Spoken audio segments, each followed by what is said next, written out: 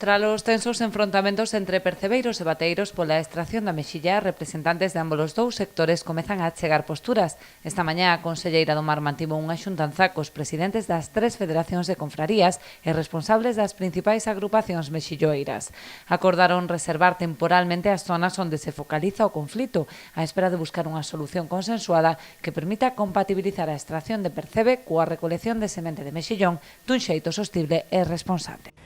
Para min foi unha reunión tremendamente satisfactoria, donde as dúas partes puxeron de manifesto que o que pretendían os dous era evitar os conflictos nas diferentes zonas de explotación. Ningún bateeiro ten interés especial en destrozar os bancos do percebe, ni ningún percebeiro ten ningún interés en que non se poida extraer a mexilla fundamental para desenvolver o cultivo do mexillón tan importante para a nosa comunidade autónoma. Entendendo as dúas partes que é necesario facer unha explotación responsable de ambos os dous recursos,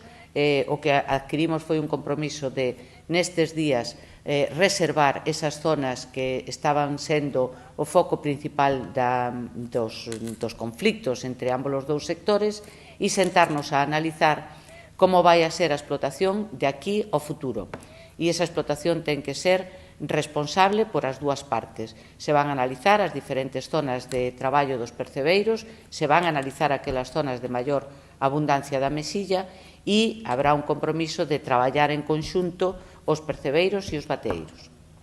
Os representantes de ambos os dous sectores trasladarán agora aos profesionais as conclusións deste encontro, no que tamén propuxeron que non se autorice a recollida de mexilla nas zonas vedadas para o percebe. O que acordamos ben para máis para adiante, máis para o futuro, para outras veces, é que se respeten aquelas zonas de pedras máis